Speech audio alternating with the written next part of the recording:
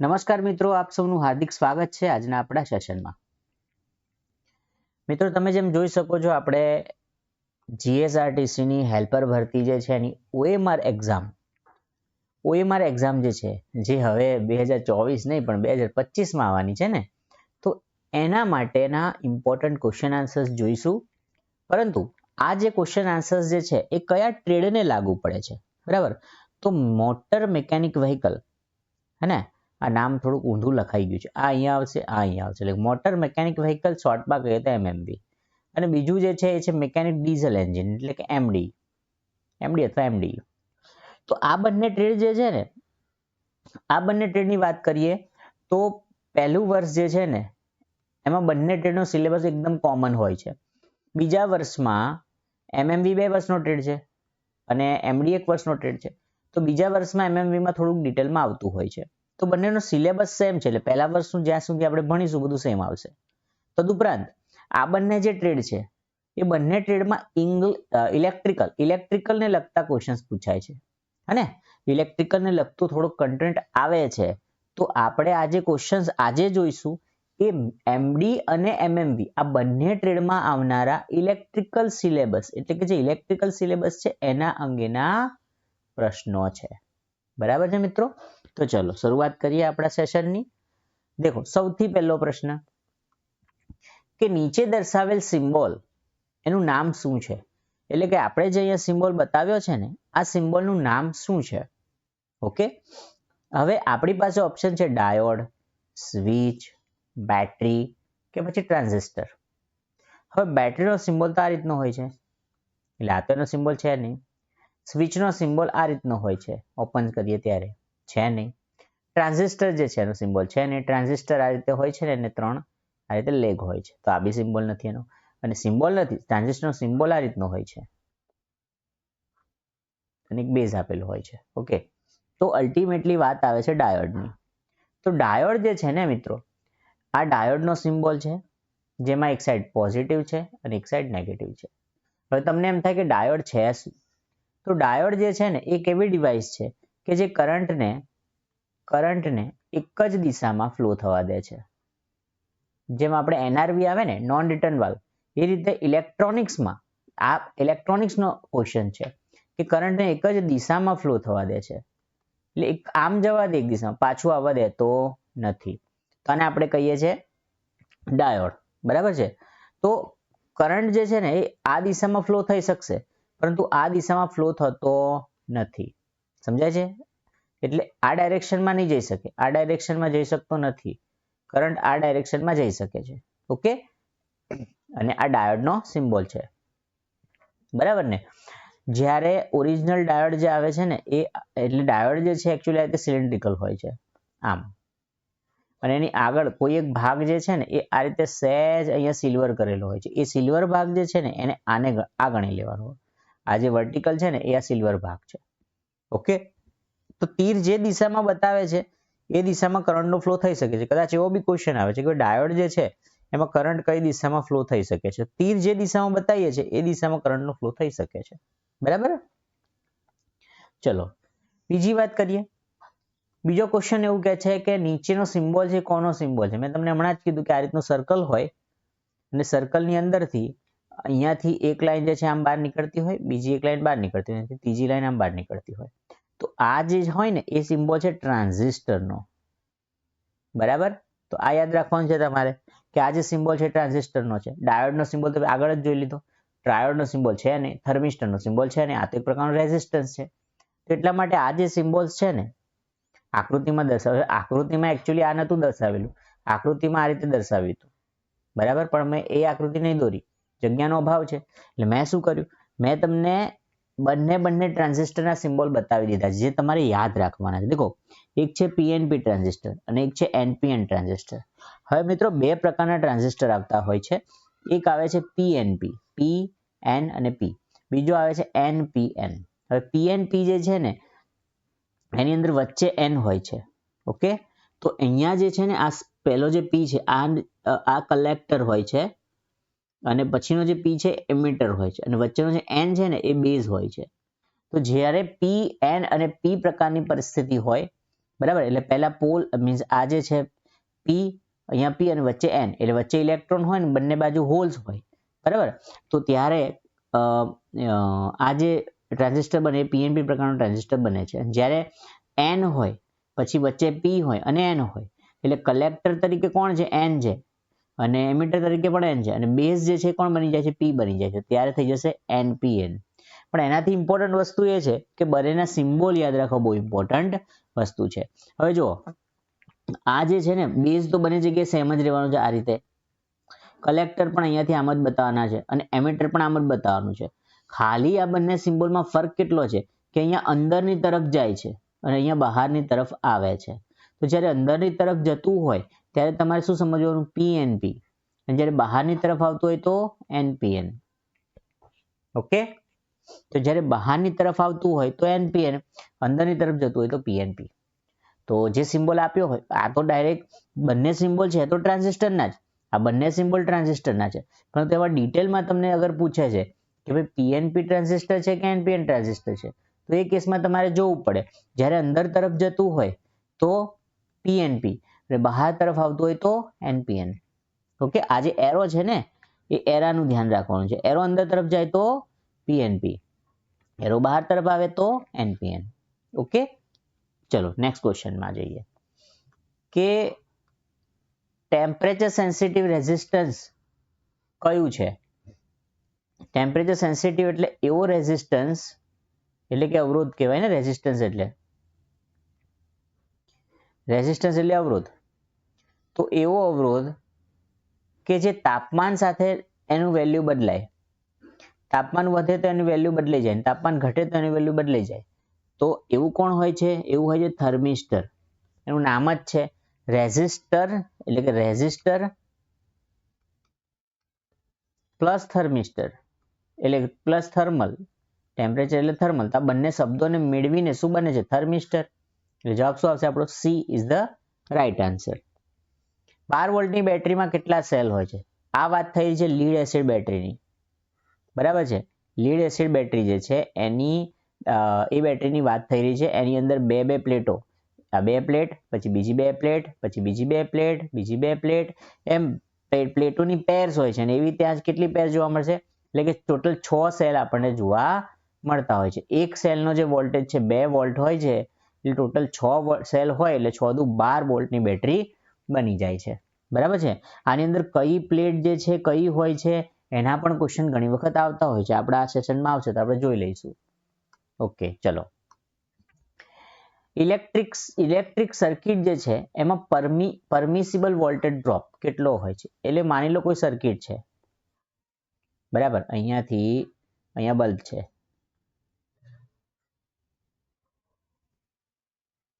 Okay. હવે અહીંયા જે વોલ્ટેજ છે એટલો વોલ્ટેજ નો આની અંદર ડ્રોપ થશે અહીંયા, બરાબર છે. તો આની અંદર પરમિસિબલ એટલે આપણે અંદાજિત લિમિટેડ વેલ્યુમાં કેટલો વોલ્ટેજ ડ્રોપ થઈ શકવો જોઈએ? તો એ છે 0.2 જેટલો. આ યાદ રાખજો, કોઈ પણ સર્કિટ જે છે એની અંદર પરમિસિબલ જે વોલ્ટેજ ડ્રોપ હોય ને એ 0.2 વોલ્ટ હોય છે, એનાથી વધારે ના હોવો જોઈએ.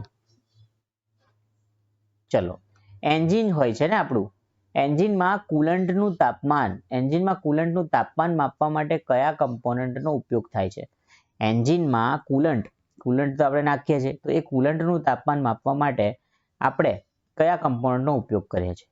બરાબર, તો એની અંદર પણ શું આવશે? થર્મિસ્ટર. દેખો, થર્મિસ્ટર જે છે ને એ કેવી રીતે તાપમાન માપવાનો છે? મેં હમણાં જ કીધું તમને કે થર્મિસ્ટર એક એવો અવરોધ હોય છે કે જે તાપમાન સાથે પોતાનું મૂલ્ય બદલે છે.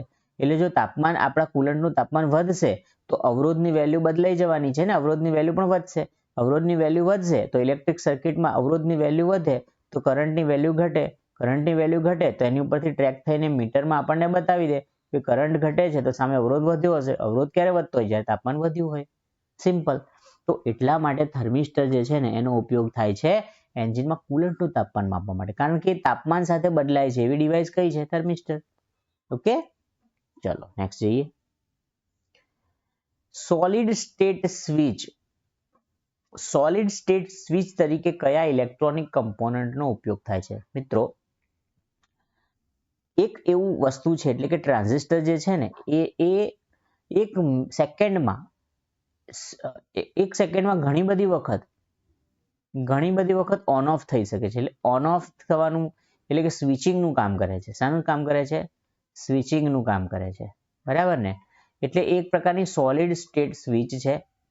બરાબર? રેઝિસ્ટર તો આવે નહીં, કેપેસિટર તો પોતે ઇલેક્ટ્રિસિટી સ્ટોર કરે છે એટલે તો આવવાનું નથી. ઇન્ડક્ટર પણ તો ઇલેક્ટ્રિસિટી સ્ટોર કરે છે. આ બંને તો ઇલેક્ટ્રિસિટી સ્ટોર કરવા માટે વપરાય છે. રેઝિસ્ટન્સ તો સ્ટોર કરતું નથી, તો કરંટનો ફ્લોનો અપોઝ કરે છે. તો ટ્રાન્ઝિસ્ટર જ એક એવો ઓપ્શન છે. તમે ધ્યાનથી જુઓ ને, તમને ના ખબર હોય તો પણ તમે એનો જવાબ આપી શકો છો કે ટ્રાન્ઝિસ્ટર એક એવો ઓપ્શન છે કે જે સોલિડ સ્ટેટ સ્વિચ તરીકે કામ કરે છે. અને આમ બી ટ્રાન્ઝિસ્ટર એક સ્વિચિંગ ડિવાઇસ છે. ઓકે, ચલો આગળ જઈએ. ઇન્ટિગ્રેટેડ સર્કિટ એટલે આઈસી જે ચિપ્સ હોય છે ને, ગ્રીન કલરની જે ચિપ્સ જોવો છો તમે, આઈસી ઇન્ટિગ્રેટેડ સર્કિટ, એ ચિપ્સ બનાવવા માટે કયા મટીરિયલનો ઉપયોગ કરવામાં આવે છે? મિત્રો, ખૂબ ઇમ્પોર્ટન્ટ પ્રશ્ન છે અને આનો જવાબ કોમન છે અને એનો જવાબ છે સિલિકોન. સિલિકોન શું છે? સિલિકોન પોતે એક સેમિકન્ડક્ટર છે સાહેબ. શું છે? સેમિકન્ડક્ટર છે. અને મેં તમને કહ્યું છે કે સેમિકન્ડક્ટર ડિવાઇસ જે છે, આ સેમિકન્ડક્ટર ડિવાઇસ જે છે ને, બધા ઇલેક્ટ્રોનિક્સ કમ્પોનન્ટમાં આવે. બધા જ ઇલેક્ટ્રોનિક્સ કમ્પોનન્ટમાં સેમિકન્ડક્ટર ડિવાઇસના જ બનેલા હોય. અને સેમિકન્ડક્ટર કોણ છે? સિલિકોન. કારણ કે ઝીંક નથી, સ્ટીલ નથી અને કોપર નથી. આ એક જ જે છે, જે શું છે? સેમિકન્ડક્ટર છે મિત્રો. એટલા માટે ઇન્ટિગ્રેટેડ સર્કિટ જે છે ને, સર્કિટ તો પોતે ઇલેક્ટ્રોનિક્સ જ બનવાની ને, અને બધી ઇલેક્ટ્રોનિક્સ આઇટમોમાં શું આવે છે? સેમિકન્ડક્ટર જ આવે. સેમિકન્ડક્ટર શું છે? સિલિકોન છે. આપણે લાસ્ટ સેશન જે જ્યારે ઇલેક્ટ્રોનિક્સ અને એમએમવી એમડીના ક્વેશ્ચન્સ ડિસ્કસ કરતા હતા, ત્યારે સિલિકોન એટલે કે સેમિકન્ડક્ટરની વાત આવી હતી કે સેમિકન્ડક્ટરની બાહ્યતમ કક્ષામાં કેટલા કાર્બન હોય છે? 4 કાર્બન. યાદ આવે છે? ના આવતો હોય તો એ વિડીયો જોઈ લેવો. ચલો, લેડ એસિડ જે છે એમાં પોઝિટિવ પ્લેટ કયા મટીરિયલમાંથી બનાવવામાં આવે છે? મેં તમને હમણાં કીધું કે ભાઈ આ રીતે એક સેલ બનાવીએ આપણે, તો આ એક પ્લેટ છે અને આ બીજી પ્લેટ છે. અને આ જે પ્લેટ જે છે બંને, એની અંદર જે છે એ આપણે ઇલેક્ટ્રોલાઇટ ભરીએ છીએ. બરાબર? ઇલેક્ટ્રોલાઇટ ભરેલું હોય છે. તો એમાં લેડ એસિડ જે બેટરી જે છે, એમાં પોઝિટિવ પ્લેટ તરીકે શાનો ઉપયોગ કરીશું? તો દેખો, પોઝિટિવ પ્લેટ તરીકે આપણે લેડ પેરોક્સાઇડનો ઉપયોગ કરીએ છીએ. તો લેડ પેરોક્સાઇડ એટલે PbO2, કદાચ સિમ્બોલમાં ક્યાંક મળી જાય તો યાદ રાખવું, PbO2 એટલે કે લેડ પેરોક્સાઇડ. અને લેડ એટલે Pb, શુદ્ધ લેડ અથવા સ્પોન્જી લેડ, એનો ઓપ્શન એને શું કહેવામાં આવે છે? Pb કહેવામાં આવે છે. અને PbO2 શું છે? PbO2 છે લીડ પેરોક્સાઇડ. શું છે? Lead peroxide. તો કોઈ એક પ્લેટ જે છે એ શાની હોય? કોઈ એક નહીં, આપણી પોઝિટિવ પ્લેટ જે છે એ શાની હશે? લીડ પેરોક્સાઇડની હોય છે. ઓકે. અને નેગેટિવ પ્લેટ જે છે શાની હોય છે? નેગેટિવ પ્લેટ જે છે સ્પોન્જી લેડ એટલે કે લેડની હોય છે, Pb ની હોય છે. કઈ પ્લેટ? Negative plate. તો નેગેટિવ પ્લેટ શાની હોય છે? લેડ પેરોક્સાઇડની જોવા મળે છે. સોરી, નેગેટિવ પ્લેટ લેડની હોય છે તો સ્પોન્જી લેડની હોય, અને પોઝિટિવ પ્લેટ જે છે એ લેડ પેરોક્સાઇડની હોય છે. ચલો, એ જ ક્વેશ્ચન આવી ગયો કે ભાઈ લેડ એસિડ બેટરીમાં નેગેટિવ પ્લેટ કયા મટીરિયલમાંથી બનાવવામાં આવે છે? નેગેટિવ પ્લેટ કયા મટીરિયલમાંથી બનાવવામાં આવે છે? સ્પોન્જી લેડ એટલે કે પ્યોર આપણે જે લીડ કહીએ છીએ એમાંથી બનાવવામાં આવે છે. ઓકે, ચલો, બેટરીની ક્ષમતા જે છે ને એ કઈ રીતે વ્યક્ત કરવામાં આવે છે? હવે કોઈ પણ બેટરી હોય, બરાબર છે, જેમ કે મારી પાસે 12 વોલ્ટ અને 4 એમ્પિયરની બેટરી છે, 4 એમ્પિયર અવરની. બીજી એક બેટરી છે 12 વોલ્ટ અને માની લો 8 એમ્પિયર અવરની બેટરી છે. તો આ બેટરીથી મારું વ્હીકલ જેટલું લાંબુ સમય ડિસ્ટન્સ કવર કરશે, જેમ કે ઇલેક્ટ્રિક વ્હીકલની વાત કરું તો ઇલેક્ટ્રિક વ્હીકલમાં જેટલી આ વ્હીકલ જે છે ને, એનાથી મારી વ્હીકલ જેટલું ચાલશે આ બેટરીથી, એનાથી ડબલ માઇલેજ સુધી આ વ્હીકલ ચાલશે, કારણ કે આના એમ્પિયર વધારે છે, એટલે વધારે લાંબા સમય સુધી ચાલવાનું છે. બરાબર ને? વોલ્ટેજ તો સેમ છે, તો પછી બંનેની ક્ષમતામાં વધારે ક્ષમતા કોની? કે આ બેટરીની. કેમ? કારણ કે એના એમ્પિયર અવર રેટિંગ વધારે છે. ધેટ મીન્સ બેટરીની ક્ષમતા જે છે એ કોણ આપે છે આપણને? Ampere hour rating. એટલે તમારી જે બેટરી છે એ કેટલા કલાક ચાલશે અથવા એને ચાર્જિંગ કરવા માટે કેટલા કલાક જોઈએ છે, that is ampere hour rating. Okay, એનો સાચો જવાબ આવશે એમ્પિયર અવર રેટિંગ. ચલો આગળ જોઈએ. લેડ એસિડ બેટરીમાં પોઝિટિવ પ્લેટનો કલર કેવો હોય છે? ઇમ્પોર્ટન્ટ ક્વેશ્ચન છે મિત્રો. આવા ક્વેશ્ચન જે છે ને ઘણી વખત પૂછાઈ જાય છે અને આપણને આવડતા નથી. કારણ કે આપણે વાંચીને ગયા હોય કે પ્લેટ જે છે પોઝિટિવ પ્લેટ, તો એ પોઝિટિવ પ્લેટ જે છે એ પીબી હોય, PbO2 હોય છે, નેગેટિવ પ્લેટ પીબી હોય છે ને, લીડ પેરોક્સાઇડ હોય છે, આ પોઝી લેડ હોય છે. પરંતુ આપણને એ નથી ખબર કે ભાઈ પોઝિટિવ પ્લેટ એટલે કે લીડ પેરોક્સાઇડ એનો કલર કેવો હોય છે? તો એનો કલર હોય છે બ્રાઉન. કેવો કલર હોય છે? બ્રાઉન કલર હોય છે.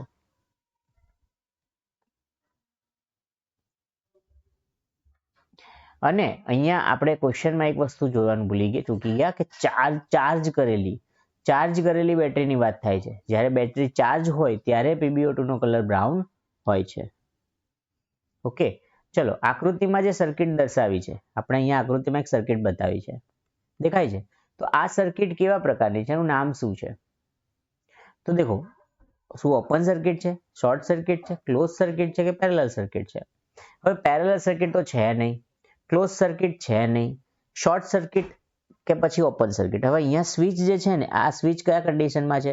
અત્યારે ઓપન કન્ડિશનમાં છે. એટલે કરંટ જે છે ને આની અંદરથી ફ્લો થવાનો નથી, એટલે બલ્બ ગ્લો થવાનો નથી. Bulb will not glow. તો બલ્બ ગ્લો નથી થવાનો તો આ સર્કિટ ઓપન સર્કિટ છે જ નહીં. સોરી, શોર્ટ સર્કિટ છે જ નહીં. અત્યારે કઈ છે? ઓપન સર્કિટ છે.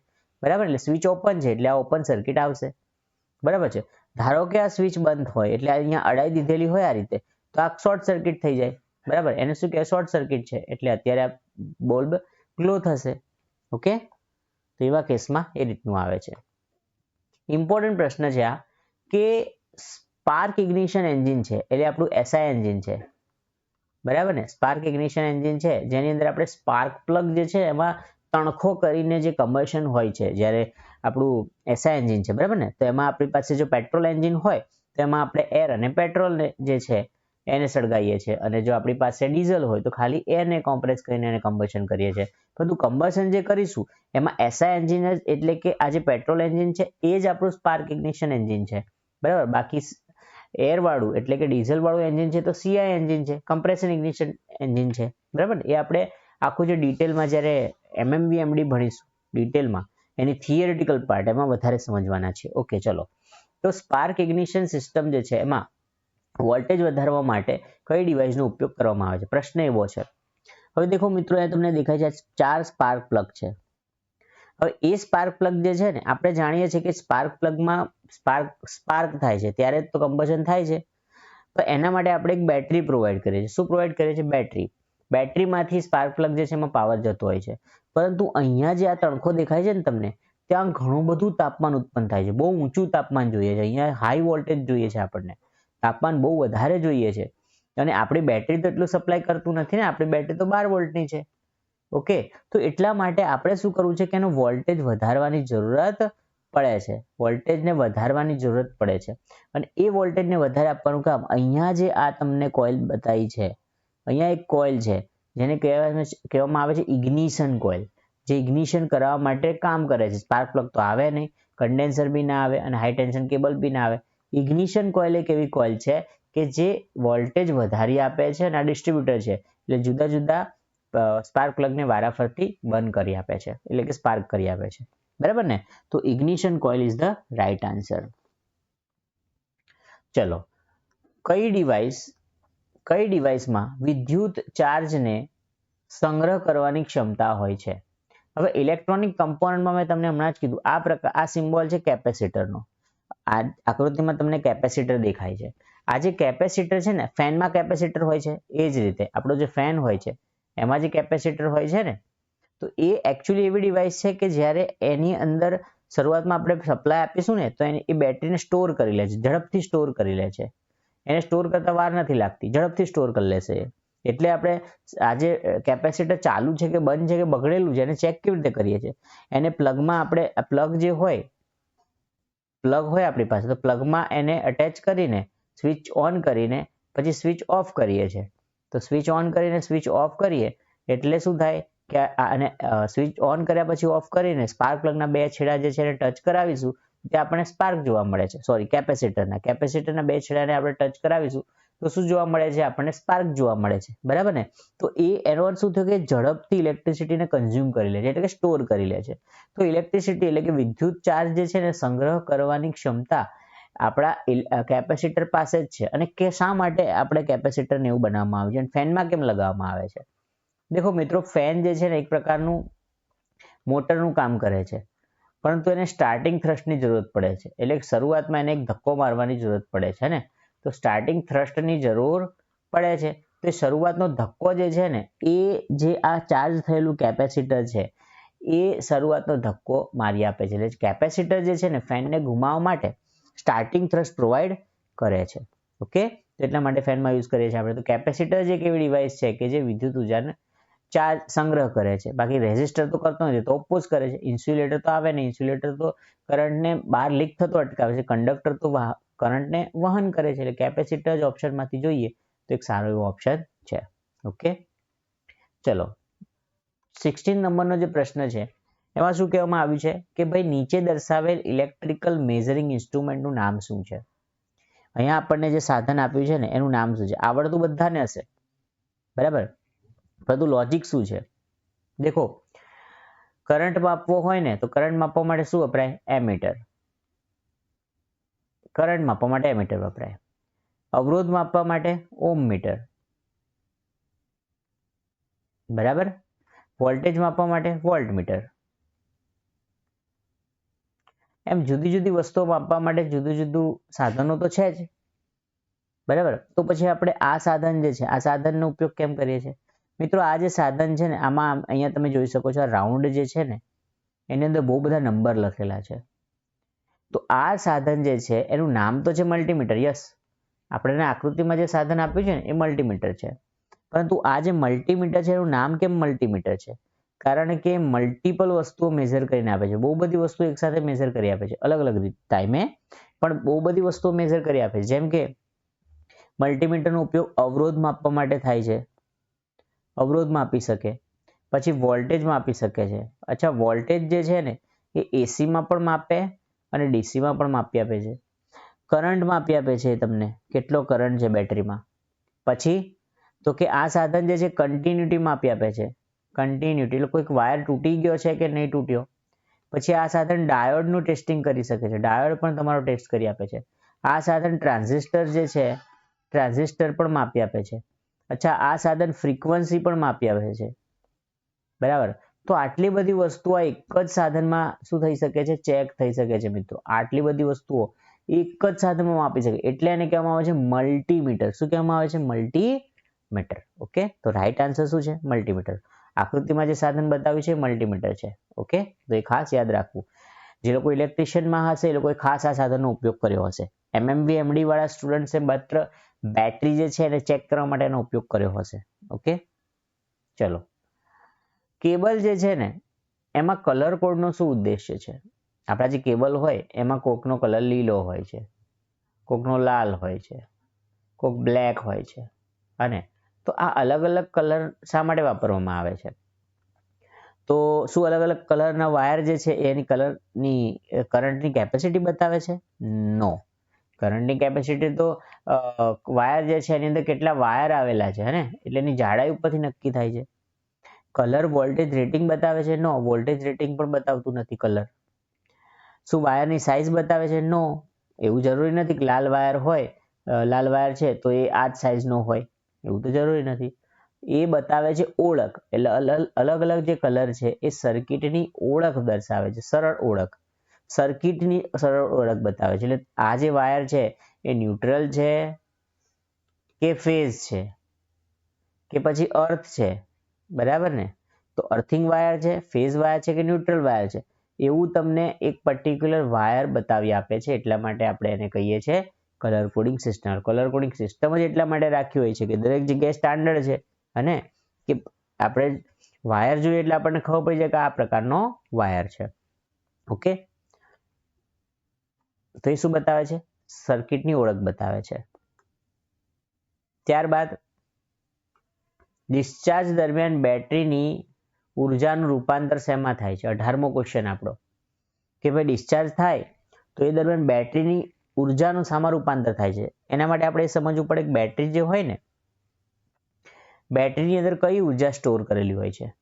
તો બેટરીની અંદર રાસાયણિક ઉર્જા હોય છે, અથવા રાસાયણિક ઉર્જા કહી દો તમે.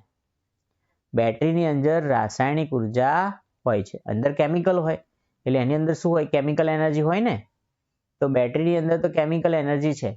હવે જ્યારે તમે બેટરીના છેડા સાથે અહીંયાથી કોઈ ઇન્સ્ટ્રુમેન્ટને જોડો છો, ધારો કે મેં મોટર જોડી દીધી, બરાબર? તો મોટર જે છે ને, આ જે બેટરીથી મોટર ફરવાની છે, પણ અલ્ટિમેટલી મોટર જે છે એ ગરમ પણ તો થશે ને. તો ઉષ્મા ઉર્જામાં શું થાય છે? એનું વ્યય થાય છે, બરાબર? તો દેખો અહીંયા રાસાયણિક ઉર્જાથી આપણને યાંત્રિક ઉર્જા નહીં કીધું. બેટરી ફરે છે એ યાંત્રિક ઉર્જા છે, અરે મોટર ફરે છે એ યાંત્રિક ઉર્જા છે, બરાબર ને? અને બેટરીમાં રાસાયણિક ઉર્જા છે. એટલે રાસાયણિક ઉર્જાનું બે ભાગમાં રૂપાંતર થાય. રાસાયણિક ઉર્જામાંથી એક યાંત્રિક ઉર્જામાં રૂપાંતર થાય. એટલે મોટર ફરી રહી છે એટલે યાંત્રિક ઉર્જા મળે છે. મોટર ગરમ પણ થાય છે એટલે ઉષ્મા ઉર્જા મળે છે. તો આ જે રાસાયણિક ઉર્જા બે સ્વરૂપે વહેંચાઈ ગઈ.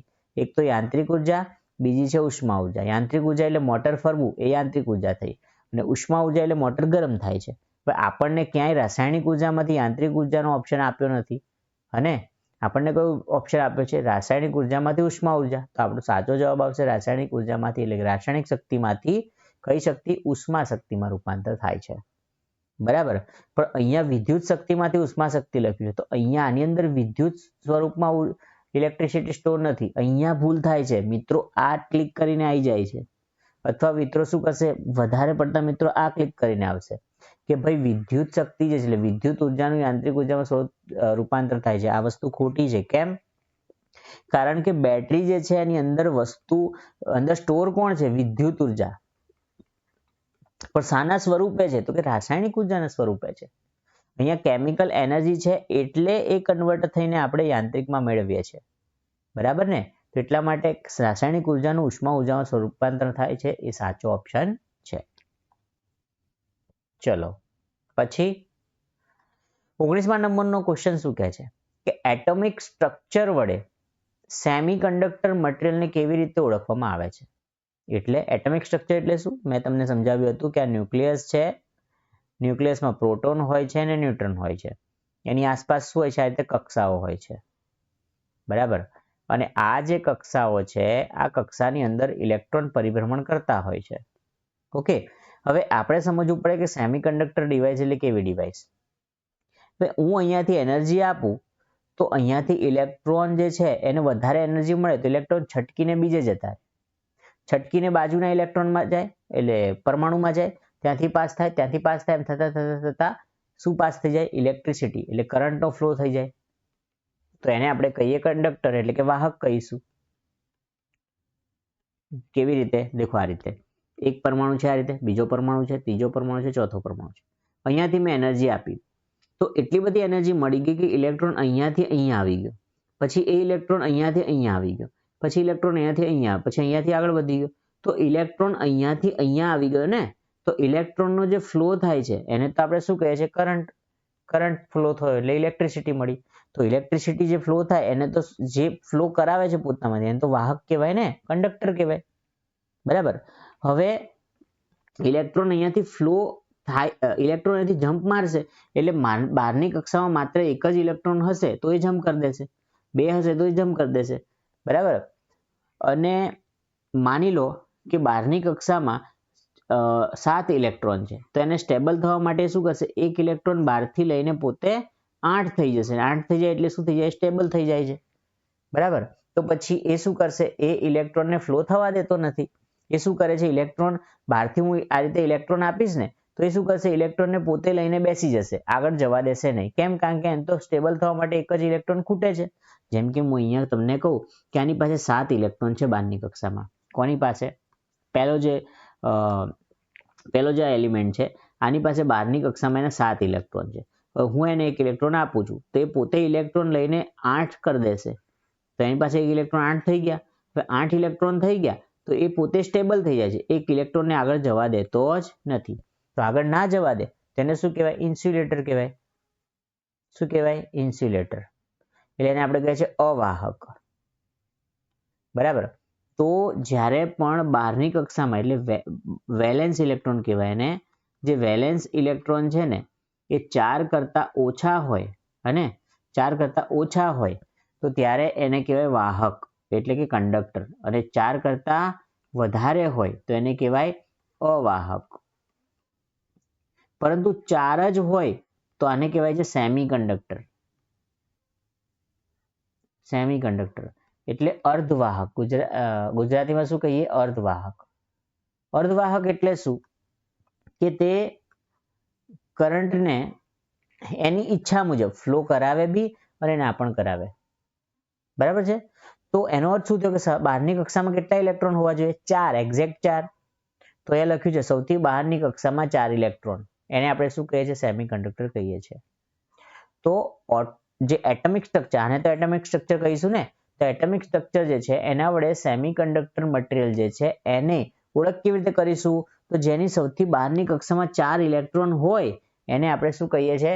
Semi conductor. સેમી કંડક્ટર એટલે અર્ધવાહક મટીરિયલ કહીએ છીએ. ઓકે, અને જોઈએ આપણો લાસ્ટ ક્વેશ્ચન કે ભાઈ ઓટોમોબાઈલ જે વાયરિંગ છે એમાં વપરાતો સૌથી જાડો કેબલ કયો છે? ઓહો, તો આખું ઓટોમોબાઈલ જે વાયરિંગ છે એની અંદર વપરાતા જેટલા પણ વાયરિંગ્સ છે ને એમાંથી સૌથી મોટો એટલે સૌથી જાડો વાયર કયો વપરાય છે? તેના માટે આપણને ખબર હોવી જોઈએ કે સૌથી વધારે એનર્જી કન્ઝ્યુમ કોણ કરે છે. આપણી આખું વાયરિંગ છે એની અંદર સૌથી વધારે એનર્જી ખાનારું વસ્તુ શું છે? તો હોર્ન જે છે ને એ સૌથી વધારે એમ્પિયર રેટિંગ ખાતું નથી. બરાબર? પછી તો કે હેડલાઇટ, આ બધી તો લાઇટો છે, આ લાઇટ છે, આ લાઇટ છે, ચલો તો આ બંને તો ખાવાના જ નથી. હવે વાઇપર મોટરની વાત કરીએ. વાઇપર મોટર કેબલ અને starter motor cable. Starter motor જે છે ને એ અને કે વાઇપર મોટરનું રેટિંગ જે છે એ ઓછું હોય છે. કોની કમ્પેરિઝનમાં? સ્ટાર્ટર મોટરની કમ્પેરિઝનમાં. સ્ટાર્ટર મોટરને તો વ્હીકલ સ્ટાર્ટ કરવાનું છે. સૌથી વધારે લોડ કોની પાસે છે? સ્ટાર્ટર મોટર પાસે સૌથી વધારે લોડ છે. બરાબર? તો એટલા માટે એ વધારે એમ્પિયરને ડ્રો કરે છે. એટલે વધારે એમ્પિયર તો વધારે એ ઉપાડશે. બેટરીમાંથી જેટલા પણ એમ્પિયર ખેંચશે એ કોણ ખેંચે છે? આ સ્ટાર્ટર મોટર ખેંચે છે. એટલા માટે એનો જે વાયર જે છે ને કેવો રાખવો જોઈએ? જાડો રાખવો જોઈએ છે. બરાબર? તો ઓટોમોબાઈલ વાયરિંગ જે છે એમાં વપરાતો સૌથી જાડો કેબલ કોનો હોય છે? તો કે સ્ટાર્ટર મોટરનો કેબલનો હોય છે. ઓકે મિત્રો, તો આ હતા આપણા 20 ક્વેશ્ચન્સ જે એમડી અને એમએમવી ટ્રેડમાં ઇલેક્ટ્રિકલ રિલેટેડ ક્વેશ્ચન્સ આપણને પૂછાતા હોય છે એના રીતે રિલેટેડ ક્વેશ્ચન્સ હતા.